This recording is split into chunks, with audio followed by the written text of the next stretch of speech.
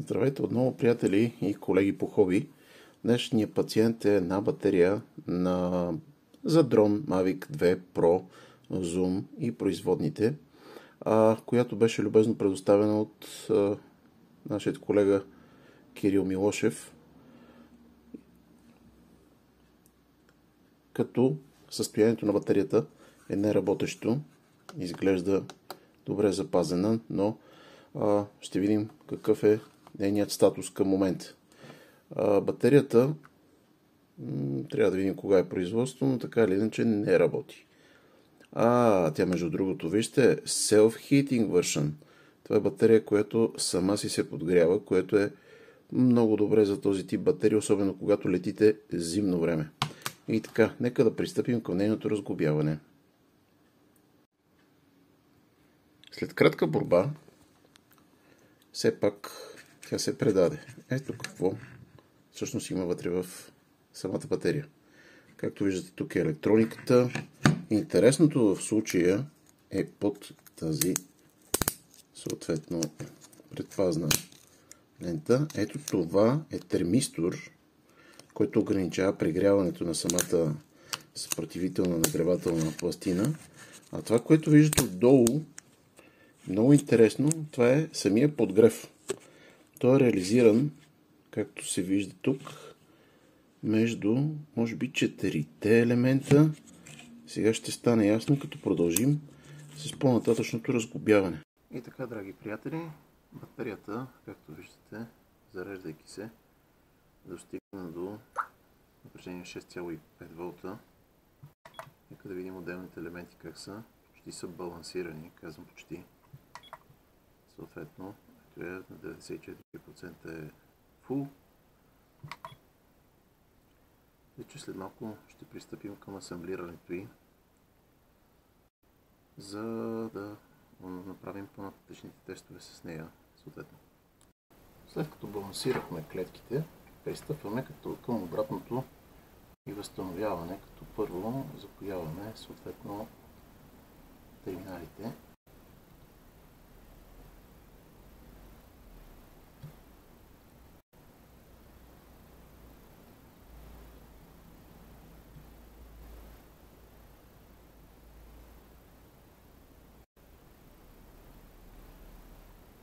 Плюс и минус на основния батериен пакет.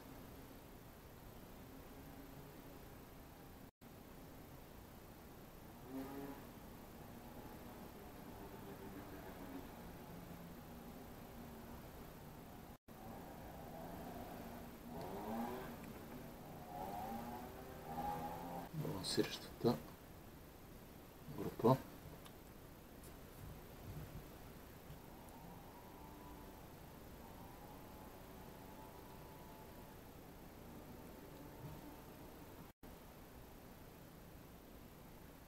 Трудничко малко, но ще се справим. Което забавяме и функцията за нагряване.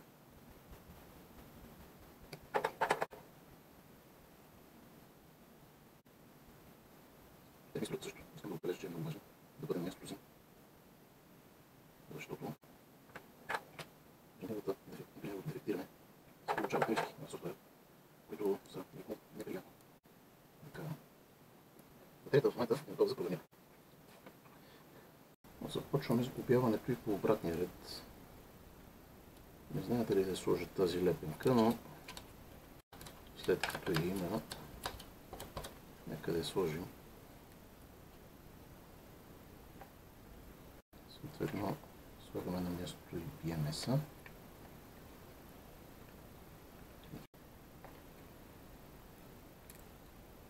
Така, вместихме борда.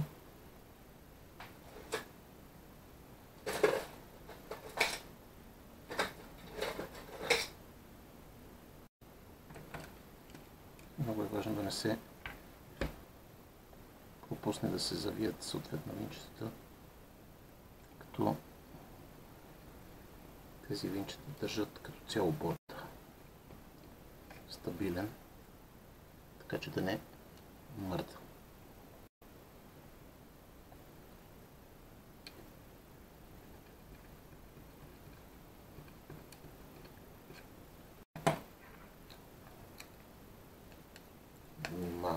и събираме, така че да легне хубаво в леглото си, след което още по-внимателно монтираме лентовия кабел на бутона.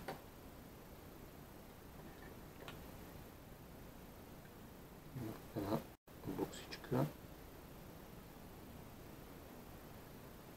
която е много пипкава,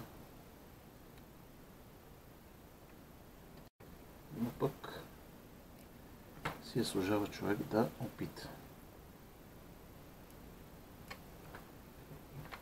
Преди да я затворим, съответно ще се наложи да я съживим. Забравих да спомена, че много съществен момент при активирането на батерията е необходимо за много кратък период от време между положителния терминал на батерийния пакет и изхода, т.е. на пиновете на батерията, да се подаде за една секунда напрежение от батерийния пакет, така че да се активира така наречената и квадрат C комуникация, т.е. процесора, извинете, имаме една шега с един колега, процесора не работи,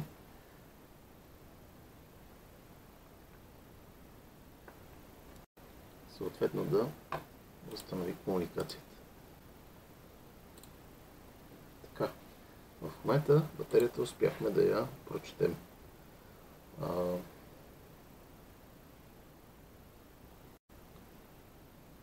Като за тази цел трябва да я включим, да изчистим PF флага, също така PF2 флага. След всички тези процедури е необходимо да ресетнем чипа и да я съответно заключим, за да можем да я аутентикираме. Батерията работи.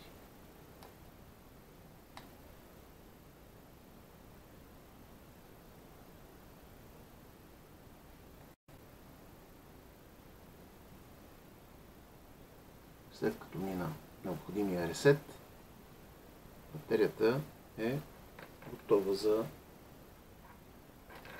съответно използване, след като я изчакаме да се зареди. Така, батерията ни е готова за заряд. Асемблирана, гасена, съответно чакаща да бъде тествана. От мен толкова. За въпроси пишете, коментирайте. Ще се радвам, ако мога да помогна на някой от вас.